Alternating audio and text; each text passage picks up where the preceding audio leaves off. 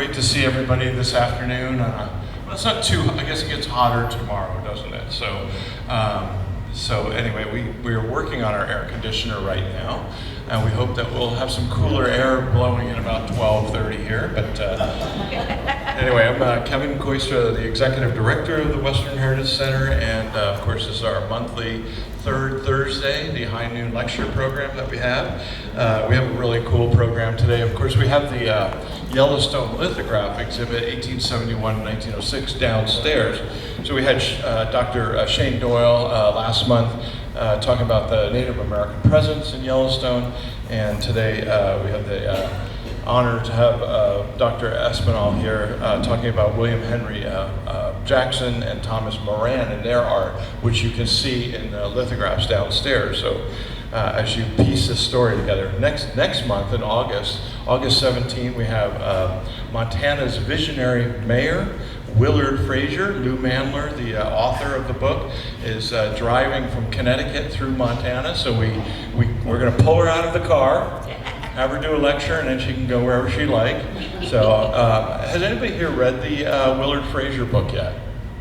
No, I haven't either. Have you read it? And are you enjoying it? Yeah, I've heard a couple people I know have read it and said it's really fantastic. And of course, Willard Frazier was our mayor in the 1960s and early 1970s. On Thursday, September 21, we have bothersome bacilli, measly mites, and vexing viruses, livestock disease in Montana's ranching history from Dr. Kerry Clement out of Bozeman. So some great programs, but let's move forward to William Henry Jackson and Thomas Moran. Dr. Ashlea Espinal joined the Whitney Western Art Museum in Cody as a curatorial assistant and was promoted to assistant curator in May of 2023. So just about 2 months ago? Just about, yeah. Okay. Before joining the Whitney, Dr. Espinal completed an MA in Art and Museum Studies at Georgetown University and her doctorate in Native American Art History at the University of Oklahoma in 2019. She serves as an art history, she has served as an art history adjunct instructor from 2019 to 2020 at both the University of Oklahoma and Bacone College. Did I say that right? Pretty close, yeah. Close, thank you. Additionally, she has held numerous internships at the Smithsonian National Museum of African Art and the Denver Art Museum. Her area of focus is typically contemporary Native arts, and her research and curatorial work merge the disciplines of art history, visual culture, and cultural memory. She is particularly interested in how knowledge is stored and transmitted through art, and how this enables history to be visually written through art. Doesn't that sound like fun? So without further ado, Dr. Espinal.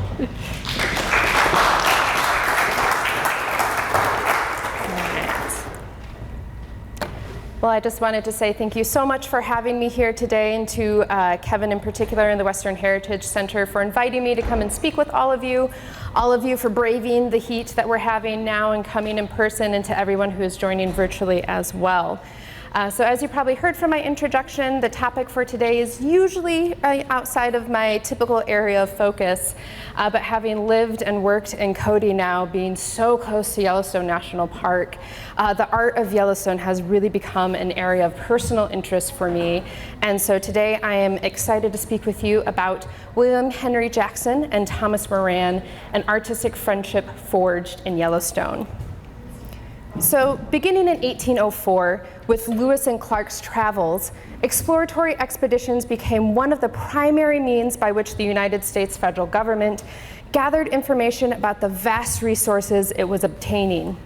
Prior to the Civil War, these expeditions were primarily military in nature, and they focused on issues such as international land disputes and routes for wagon trains and railroads. After the war, new interest developed in further investigating the characteristics of the land to promote settlement, tourism, business, and to exploit natural resources. One of the most important post-Civil War scientific expeditions was the 1871 Hayden Geological Survey of the region now known as Yellowstone National Park. The survey brought back scientific validation of earlier tales of thermal activity, and it gave the world an improved map of Yellowstone and visual proof of the area's unique curiosities. As you probably know, this evidence influenced the creation of Yellowstone as the country's first national park, and actually the first park of its kind in the world. The survey also brought together two of the most important 19th century American artists, photographer William Henry Jackson and the painter Thomas Moran. It was on the Hayden survey that Jackson and Moran would forge their lifelong friendship, and together they produced the first mature artistic analysis and presentation of the Yellowstone region. Considered one of the best and most respected landscape photographers of the American West, William Henry Jackson was born on April 4th, 1843, in upstate New York. His mother was a talented watercolorist who taught him technical lessons in composition and style when she could. However, with a busy household to run, Jackson was the eldest of 7, she had little time to devote to his artistic studies. Thus, Jackson was largely self-taught. He studied the book, The American Drawing Book, a manual for the amateur, and learned how to use perspective, form, color, and composition. As a teenager, he worked in photography studios in New York and Vermont, retouching photographic studies and learning the art of photography. In August of 1862, Jackson enlisted in the Union Army and took with him drawing supplies, which he used to sketch scenes of Army life. When his enlistment expired in July 1863, he returned to the Northeast and again worked on photographic retouching. A quarrel with his fiancée in April 1866 led Jackson to uproot himself and move west for a new life. He eventually settled in Omaha, where he opened a portrait studio with his brother Edward. However, portraiture didn't satisfy Jackson.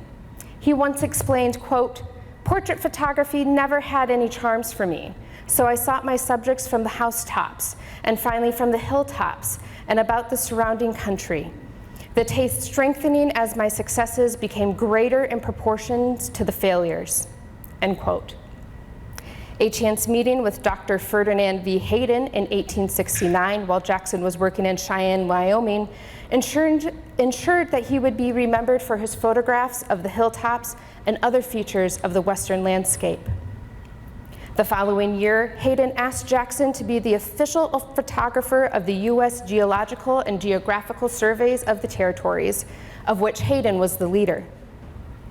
Jackson would serve in this quote-unquote official position until 1878, and during this time he accompanied Hayden on 7 different expeditions that ranged across the West. Their first expedition in 1870 explored the Oregon Trail, which had become the route for the Union Pacific Railroad. Their second expedition would become their most well-known, and it helped to solidify Jackson's status as one of the most important photographers of the 19th century. This, of course, was the 1871 Hayden Geological Survey of Yellowstone.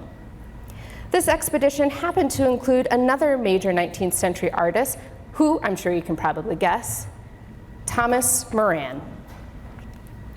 Oh, excuse me. This is William Henry Jackson. I was a slide behind. Here we have Thomas Moran. Although he is considered one of the most significant North American artists of the 19th century, Thomas Moran was actually born in Lincolnshire, England in 1837. In 1844, at the age of 7, he immigrated to the United States with his family. Even as a child, Moran was drawn to art, and he would regularly visit galleries and exhibitions, gaining an appreciation for a very wide range of painting styles. When he was 16, he apprenticed with the Philadelphia engraving firm of Scattergood and Telfer. After 3 years, he departed and joined his older brother, also named Edward, a noted marine painter at Edward's studio. It was through his brother that Moran made the acquaintance of the Philadelphia artist James Hamilton, and he became Hamilton's unofficial pupil. Although not much is known about Hamilton, he seemed to provide Moran with 3 important lessons. 1, an insistence of the close study of nature. 2, an appreciation for the art of Europe, and 3, an interest in the artistic possibilities offered by unfamiliar landscapes. The work of J.M.W. Turner especially fascinated Moran, and in 1861, he traveled with his brother to London, where they spent months studying and copying Turner's canvases at the National Gallery. Turner's use of color and atmospheric effects greatly influenced Moran. Striking color and a distinctive handling of light, air, and mist would become the defining characteristics of Moran's work.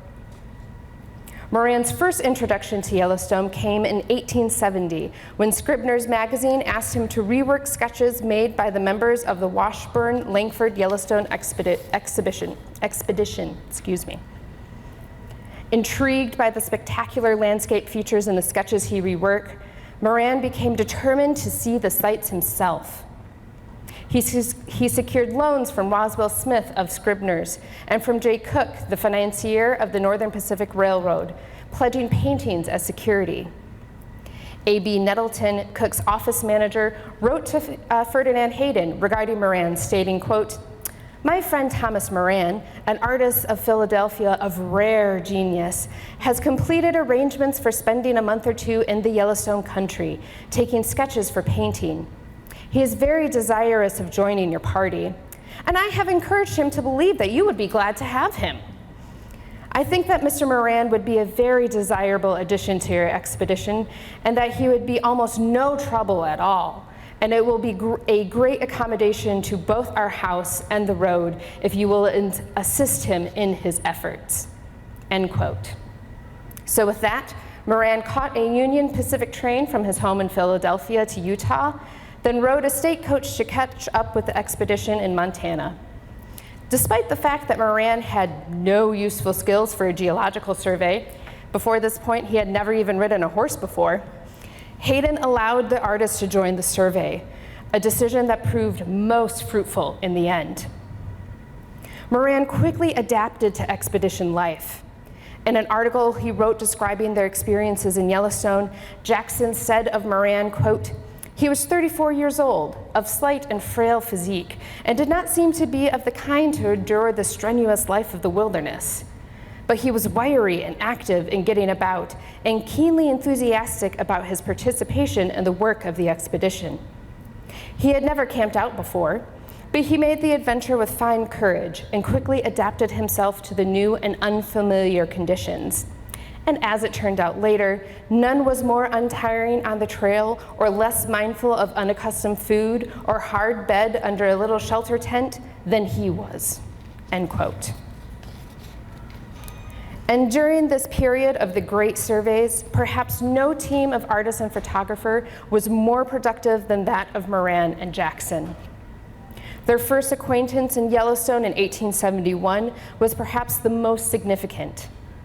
Jackson learned much from his colleague, Moran profited greatly from the use of Jackson's photographs, and finally, the United States as a whole benefited, as their work provided the country with images that influenced the formation of its first national park. Although it was not the first expedition of Yellowstone, the 1871 Hayden Geological Survey was the first federally funded geological survey to explore the region. The goals Hayden outlined for the survey were very ambitious. Quote, "To explore all the beds, veins, and other deposits of ores, coals, and clays, marls, peats, and other such mineral substances, as well as the fossil remains of the various formations, and to complete collections in geology, mineralogy, and paleontology to illustrate notes taken in the field." Hayden's findings were to be submitted in reports to the Department of the Interior, the Department of War, and the Smithsonian Institution. These reports would aid in determining land use and would add to the general knowledge of the country's expanding terrain. The survey officially began on June 1st, departing from a base camp in Ogden, Utah. The expedition comprised over 30 different team members, including military escorts, botanists, meteorologists, ornithologists, hunters, guides, topographers, cooks, physicians, and several artists, including Jackson. The team made its way through the territory of Idaho, and when it arrived at Fort Ellis in Montana Territory in July, that's when Moran joined the expedition. The survey eventually set up their base camp in Montana Territory at Butler's Ranch. Located just to the west of Immigrant Peak, the ranch served as the base for several expeditions due to its proximity to the northern route into the Yellowstone region. Rather than attempt to travel through the harsh terrain with their wagons, the survey transferred all of their supplies to pack animals. For Jackson, as the photographer, those supplies included 2 cameras, 400 glass plates, a portable darkroom, and chemicals. All the requirements you need for making a makeshift traveling photography studio. You can imagine the poor mule that had to carry all that equipment.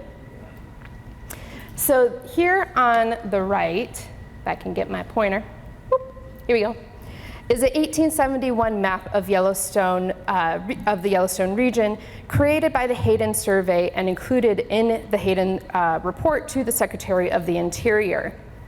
Although it's kind of difficult to tell right now, the major points of interest labeled on the map roughly designate the general route that the expedition took through the region. So, Butler's Ranch was kind of up in this area right here, so they started there. They then traveled down the Gardner River to the Mammoth Hot Springs, kind of in this area here. They then climbed they traveled through the Washburn Range, climbing Mount Washburn itself. They then traveled down to the Grand Canyon, looking at the upper and lower falls. Then they trekked southward to Yellowstone Lake, which we see right here.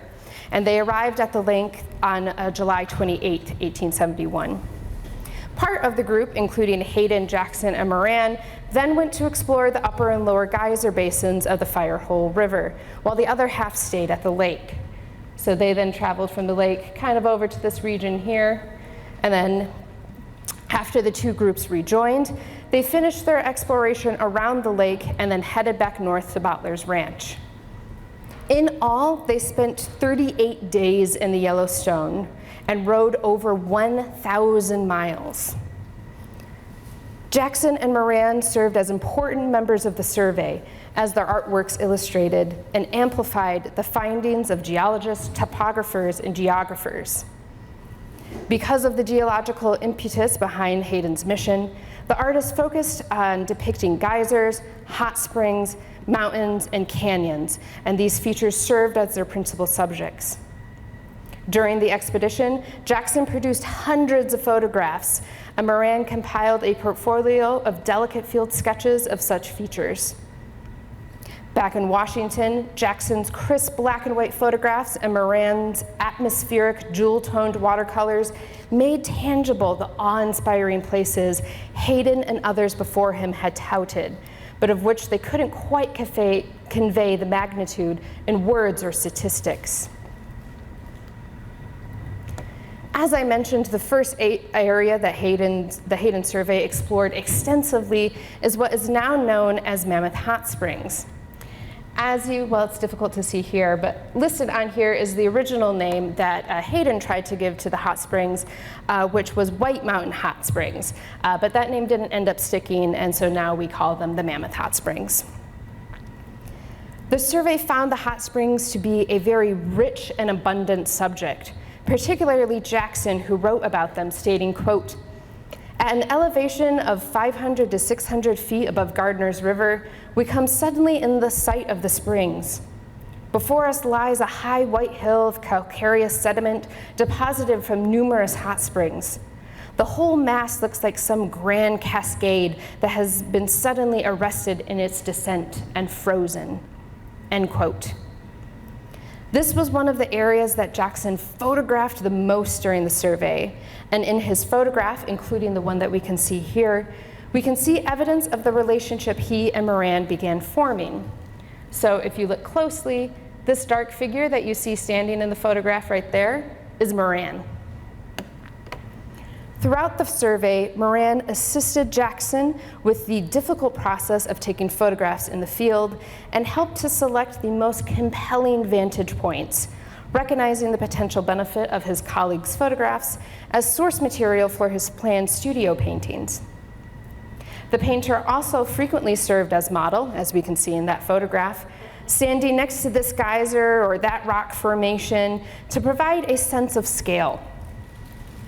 Theirs was a collegial partnership that turned into a lifelong friendship, and working side by side in the Western wilderness, they successfully documented the Yellowstone area so that the world might see its breathtaking sights.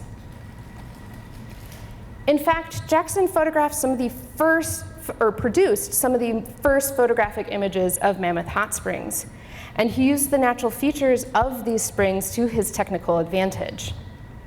The common type of photography at this time, and the process that was used by Jackson, was the collodion or wet plate process. It's a very complex process that uses chemicals and glass plates to create negatives. Collodion is a very thick, syrupy liquid made by dissolving nitrated cotton into a mixture of alcohol and ether. So to develop a negative using this process, a photographer had to first work in complete darkness, coating a plate of glass with the collodion, and then dipping the plate in silver nitrate to make the glass light sensitive. Next, before the chemicals dried, they had to slip the plate into a special shield that kept out the light. They then rushed out of the darkness and placed the shielded plate inside the camera. Opening up the lens cap, the photographer exposed the plate for anywhere from 5 seconds to 20 minutes, depending on the available light. Next, they rushed back to their darkroom to develop the glass negative before its chemical coating hardened and lost sensitivity. Once back in the darkroom, they then fixed the plate with a solution of hyposulfate of soda and then washed the plate thoroughly with water. After the plate was completely dry, it was varnished to preserve the image. A very complicated process in the best of circumstances. You can imagine the difficulties Jackson went through to complete his collodion photographs while in the Yellowstone wilderness. A lot different than us pulling out our cell phones and taking a picture in 5 seconds or less. However, in developing his plates at Mammoth Hot Springs, Jackson found that the availability of hot water at 160 degrees Fahrenheit cut the drying time of his plates in half. He only moved his dark tent maybe 3 or 4 times while at the hot springs. Usually he would keep his tent in the shade, focused his camera, ran back to the tent, sensitized the plate, hurried back to his camera, and made his exposure. Then he returned to his tent and immediately developed the plate. His average time for this round trip was about 45 minutes. But he had so little shifting of the tent to do at Mammoth Hot Springs that with the help of the hot water, he was able to cut the average time per exposure to only 15 minutes.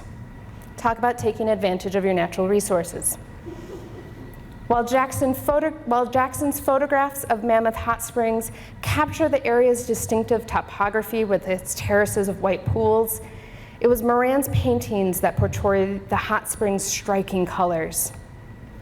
In his report, Hayden described looking down into the beautiful ultramarine depth at the bottom of the basin, or admiring the coral-like forms along the terraces, ornamented with a great variety of shades from pure white to a bright cream yellow, and the blue sky reflected in the transparent waters that gave an azure tint to the whole, which, according to Hayden, surpasses all art. One of the most recognizable features of Mammoth Hot Springs is the Liberty Cap, which we can see here represented by both Moran and Jackson. Of the Liberty Cap, Jackson wrote, quote, "This is a fine example of an extinct geyser or fountain spring.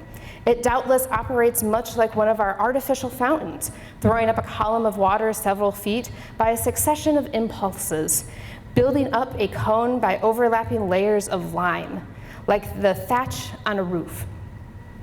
The cone is over 42 feet high and about 25 feet in diameter at its base. These dead springs or geysers are a common feature in the park. It is only a calcareous spring that can form so curious and lofty a cone as this," end quote. And of course, here in this photograph by Jackson, we once again see Moran serving as model.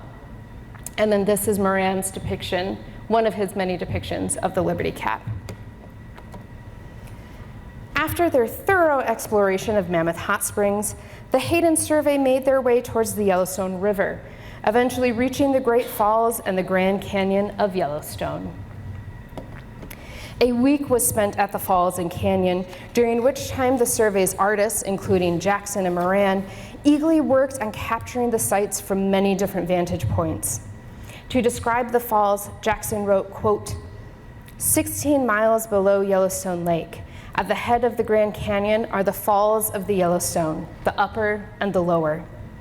The two falls are no more than a quarter of a mile apart. Above, the river flows through a grassy meadow-like valley with a calm, steady current until within about a half mile of the upper falls when the rapids commence, hurrying the waters on between low but narrow and precipitous walls of massive basalt, when they literally shoot out through a narrow contracted gorge over a precipice 140 feet, and striking a slanting shelf below, ricochet off into the basin, a mass of snow-white foam.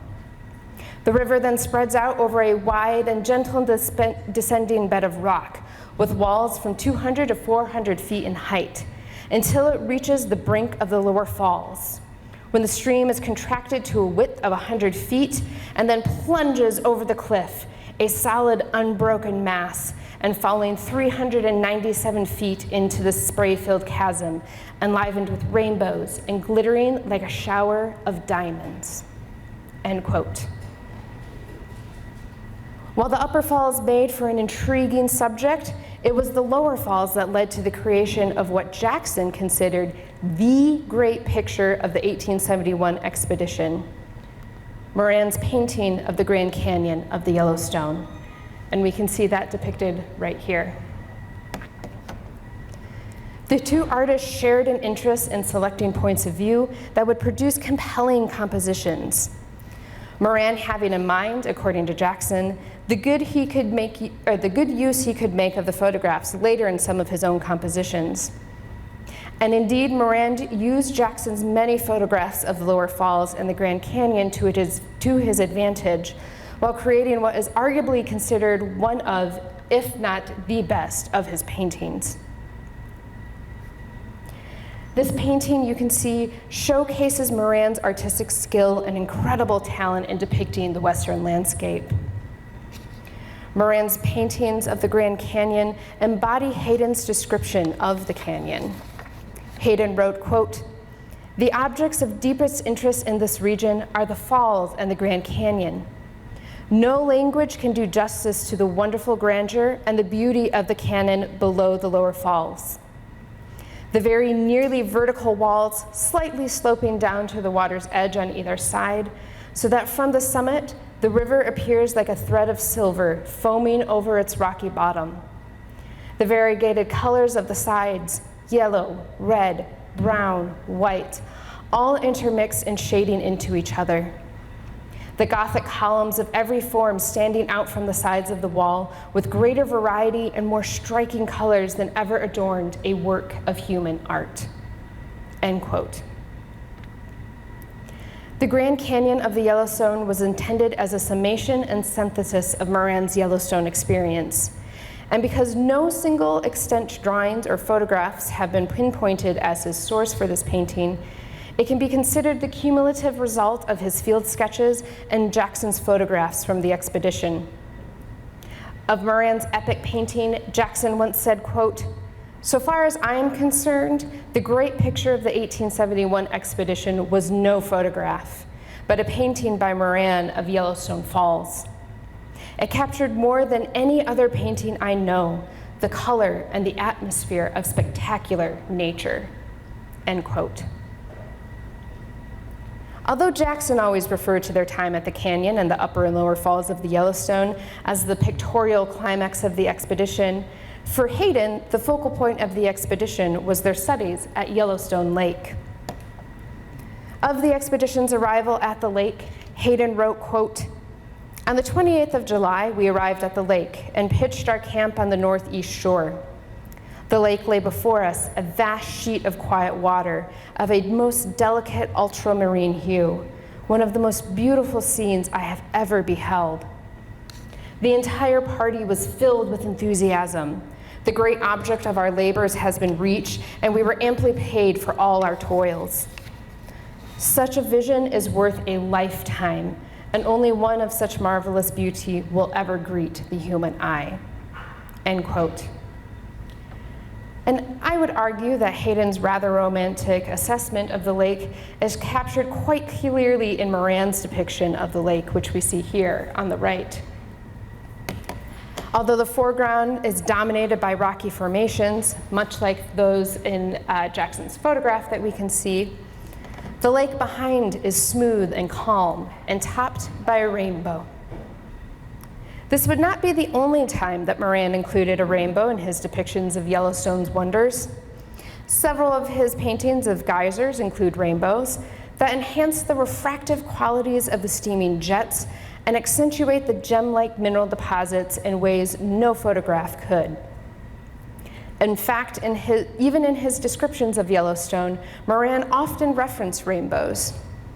After returning to the East Coast, he was interviewed by a reporter from the Newark Daily Advertiser who filed this story, quote, "Mr. Moran says he could only describe Yellowstone as a country bespattered with rainbows. It seemed unreally strange, like a dreamland, and he could hardly believe at times that he was not in a dream instead of an exploring expedition." End quote. Taken together, you can see how Jackson and Moran's depictions of Yellowstone embody the power of visual images. Moran's sketches tapped the emotional power of color. His prismatic paintings were celebrations of the power and majesty of the Western landscape. Jackson's photographs would have been perceived by most as truthful and unbiased depictions of the Yellowstone area, quelling any doubt that its wonders were in fact real. While part of the expedition stayed at Yellowstone Lake, conducting studies and exploring its perimeters, Hayden, Jackson, Moran, and several other team members went to explore the upper and lower geyser basins of the Firehole River. Amongst one of the oldest and most distinctive geysers in the upper geyser basin of the Firehole is Castle Geyser. Of Castle Geyser and its adjacent hot springs, Jackson wrote, quote, "The spring in the foreground is, in all respects, the most beautiful one in the national park. The ornamental rim is nearly circular, being about 22 feet. Then the rays of sun fall nearly vertically on the almost unnaturally transparent waters. All the colors of the prism are produced. Just in the background is the Castle Geyser, which is so called from the form of its crater. It seldom plays, but when in operation, it is terrific in power, shaking the ground for a considerable distance. It continues with great force for about 1 to 2 hours." End quote. In his depiction of Castle Geyser, as in so many of his works, Moran concentrated on color, the iridescent blues, roses, and yellows surrounding the pools, the billowing gray steam rising against a deep blue-gray sky, and the icy white of the crater's calcareous buildup. As you can see from this chromolithograph taken from one of Moran's paintings, as well as the other works that we have looked at, while Jackson's photographs conveyed the distinctive topographical character of the region in sharp detail, Moran's artworks revealed the vivid and otherworldly palette of Yellowstone and the particular quality of light in the high country of the American West. Although perhaps not quite as eye-catching as Moran's brilliantly colored paintings, Jackson's photographs did create engaging stereographic images, helping to bring awe-inspiring illusions to people across the United States. An early precursor of the Viewmaster, if any of you remember those, stereographs consist of 2 nearly identical photographs, paired to produce the illusion of a single 3-dimensional image. When viewed through a stereoscope, the image would become 3-dimensional, as if you were almost standing there and looking at it in person. Stereographs were collected by many middle-class families in the late 19th century. People acquired stereographs of tourist sites they had visited as well as exotic locales that they would only experience through the wonder of the stereoscope. Thus, Jackson's stereographs helped to bring the wonders of Yellowstone to life for many people who did not have the opportunity to travel there.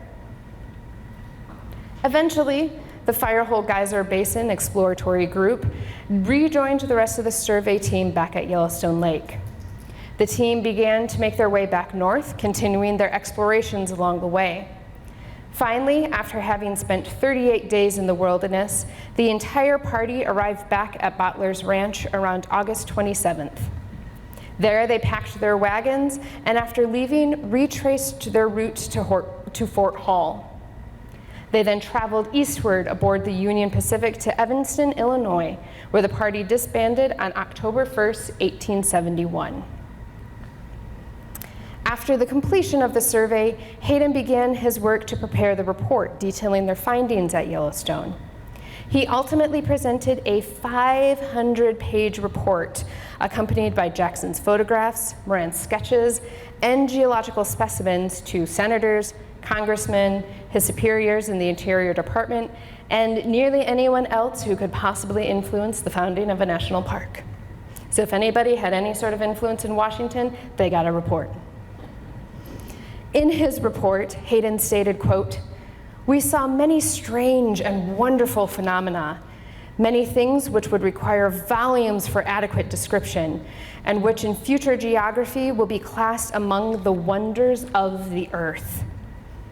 As a country for sightseers, it is without parallel. As a field for scientific research, it promises great results in the branches of geology, mineralogy, botany, zoology, and ornithology. It is probably the greatest laboratory that nature furnishes on the surface of the globe." End quote. Working together to give credence to Hayden's writings, Jackson's photographs depicted Yellowstone's topography, Moran's sketches revealed Yellowstone's vivid colors, and the specimens functioned as evidence of Yellowstone's very unique geology. The bill proposing that Yellowstone be reserved as a public park was introduced in both houses of Congress on December 18, 1871. The Senate, sitting as a committee of the whole, gave its final consideration to the bill on January 30th, 1872, and the bill passed by a very comfortable margin. The House then considered the same bill on February 27th, and the bill was readily passed. And, as we all know, on March 1st, 1872, President Ulysses S. Grant signed the bill into law, establishing the Yellowstone region as a public park. The act of dedication reads in part that this was, quote, "an act to set apart a certain tract of land lying near the headwaters of the Yellowstone River as a public park. Being enacted by the Senate and House of Representatives of the United States of America and Congress assembled, that the tract of land in the territories of Montana and Wyoming is hereby reserved and withdrawn from settlement, occupancy, or sale under the laws of the United States, and dedicated and set apart as a public park or pleasuring ground for the benefit and enjoyment of the people." Approved March 1st, 1872. Congress set aside the park as worthy of preservation because of its remarkable geothermal features, but also on account of its special beauty and engaging visual spectacle, which Jackson and Moran helped to illustrate. In 1938, Jackson remarked that, quote, "back in Washington that winter of 1871 to 72, in the proceedings before Congress for the creation of the Yellowstone National Park, the watercolors of Moran and the photographs of the Geological Survey were the most important exhibits before the committee." End quote. Their artworks made tangible Yellowstone's wonders, and Jackson's and Moran's images helped convince not only Congress, but also the American public of the region's appeal and importance. Among the first professional images of Yellowstone to reach Eastern audiences, their powerful and visual testimony captured the nation's attention. After their time in Yellowstone, both Jackson and Moran took part in several more expeditions of the American West. Jackson completed 7 different surveys with Hayden that explored the Tetons, Mesa Verde, and Yosemite, amongst other Western places. Over the course of his career, Jackson produced over 80,000 images of the American West. And even throughout the latter part of his life, he continued to experiment with photography. In 1938, he tried color film for the first time. He later wrote, quote, "All I need to say is this. If I were at the beginning of my career, I should wish to do everything in color," end quote. And as you can see from this 1940 photograph here of Jackson, Jackson did return to Yellowstone with a color camera in hand. Jackson died on June 30th, 1942, just 10 months short of his 100th birthday. Like Jackson during the 1870s, Moran continued to respond to the allure of the West. In 1872, he visited the Yosemite Valley in California, and in the following year, he accompanied Major John Wesley Powell's expedition through the Rocky Mountain region. In 1874, he painted in Colorado, again with Dr. Hayden. He also visited the Teton Mountains in Wyoming, viewing the peak that Dr. Hayden had named Mount Moran in his honor. Of his career, Moran once stated, quote, "I decided very young that I would be an American painter. I traveled the country over, and the West appealed to me. There is no phase of landscape in which we are not richer, more varied, and interesting than any other country in the world," end quote. The friendship between Jackson and Moran continued until Moran's death in 1926. Years earlier, in 1892, the two artists again ventured to Yellowstone together. However, they found the area much changed, with throngs of tourists and lodgings and concessions built all throughout the park. However, they were treated as celebrities as they tried to photograph and sketch Yellowstone. In late July 1892, Moran wrote to his wife stating, quote, "I have been made much of at all the places in the park as the great and only Moran, the painter of Yellowstone," end quote. Their lifelong friendship helped to shape the course of history in the United States and gave us some of the greatest visual imagery of the landscape of the American West that has ever been created. For both the artists, Yellowstone was a special place. In 1941, just a year before his death, when asked what the most interesting thing that happened to him in his entire experience in the West, Jackson stated, quote, "I always thought that the most interesting period of my life was the years I spent in the Hayden survey, to make all known to others," end quote. Late in his life, Moran remarked, quote, "I have wandered over a good part of the territories and have seen much of the varied scenery of the far West, but that of the Yellowstone retains its hold upon my imagination with a vividness as of yesterday.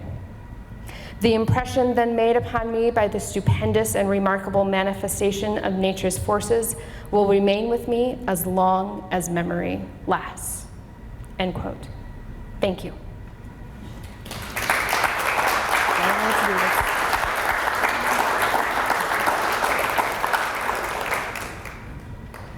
Question, yes. 2 questions. I gather the Hayden exploration didn't reach Old Faithful?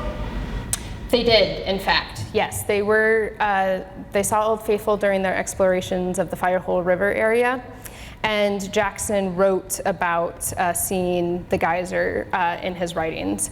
And so, But there's no images? They didn't produce any images of it? I didn't include any in my presentation, but they have, yes. Oh, okay. And the other one is, I noticed you've got chromolithographs of Moran's work. I have a set of Jackson's sent from various sites in Yellowstone. And in what period, did he start doing those? It was before color film, but and he was selling them there. But could you say a little bit more about that period of his work with chromolithography? Jackson's or Moran's? Jackson's work with chromolithography. He kind of produced them all throughout his career as a way to sell his photographs and make them marketable to the general public. And so, as well as show the colors, yes, because you were able to hand color the chromolithographs. And so they were produced, of course the ones of Yellowstone were produced after the survey. I don't know quite exactly the date when he started producing them. He had a very difficult time in his personal life right after the survey. While in Washington, D.C., printing the photographs to go along with the report, his wife died during childbirth, unfortunately. And so for quite a while, he wasn't working as he grieved his loss. But eventually, of course, the next year, he went back onto a survey, and it kind of helped him get his mind off of everything. But yeah, I'm not sure the exact date that he started doing the chromolithography, but it was something that was utilized frequently by a lot of artists and a lot of photographers during this time frame in order to create images to sell to the public. Yes. Somebody in the audience. Okay. Love the presentation. Have you written or published anything about this friendship and this relationship? I have not, no. I gave this presentation as my first public presentation for the Center of the West last year, and have refined it a little bit here and there as I got to come and give the presentation to you. But no, I have not. Several scholars have written about their friendships before. Karen McWhorter, who is the Director of Curatorial Education and Museum Services at the Center of the West, has written about it. Peter Hasrick, there have been art historians before them that have as well. But I pulled together some of my own research, some of their research as well for this presentation. Yes? First comment, from 1871 in that picture of setting on Beartooth Highway, I mean, that is just, isn't that something, I mean, in his lifetime, that's what he got to see. Oh, yeah. And then the other one, I have to think about Bierstadt, and I think he was composing for his brother who was taking stereographs. Yes. So that group of artists, were they all in communication with each other and exchanging ideas? Or There was quite the rivalry, actually, between Bierstadt and Moran. Bierstadt was actually supposed to be the artist on this survey, and for whatever reason, I can't remember exactly what, he ended up stepping out. And so that's one reason why Hayden allowed Moran to join the expedition, and then later Bierstadt really regretted his decision because obviously Moran became the artist most associated with Yellowstone. And so while Moran and Jackson worked together very closely, and actually these images here that I'm showing are reproductions of what are called Albert types, which was a type of photograph that allowed to produce kind of like, not mass quantities, but multiple quantities. And Bierstadt's brother was the one who kind of founded or really made popular the Albert types. And so Jackson did kind of cross and work with Bierstadt's brother to produce some of these Albert types. But yeah, Moran and Bierstadt, there was no love lost between them. Yes? Did they purposely produce images in the same location? Yes, they worked together really closely. Moran oftentimes helped Jackson pick the most compelling vantage point to create the most interesting compositions, and then later on he used them to help create his own paintings as well. And so they were working very closely together. There were several other artists on the expedition as well, actually one other painter whose name is escaping me right now, as well as two other photographers. Jay Chrisman and Hine is the last name of the other one. One of them lost their negatives of Yellowstone to the fire in Chicago in the 1871, and so they didn't have any, and one of them lost their camera over the edge of the canyon while photographing. Jackson did give them one of his extras, but it was a 6.5 by 8.5 camera while Jackson was working on a slightly larger scale. So by fortuitous circumstances and coincidence, Jackson's photographs were the ones that ended up being the ones that we know today. Yes? You mentioned Mount Moran and Tetons. Is there a relationship with Jackson Hole with Jackson?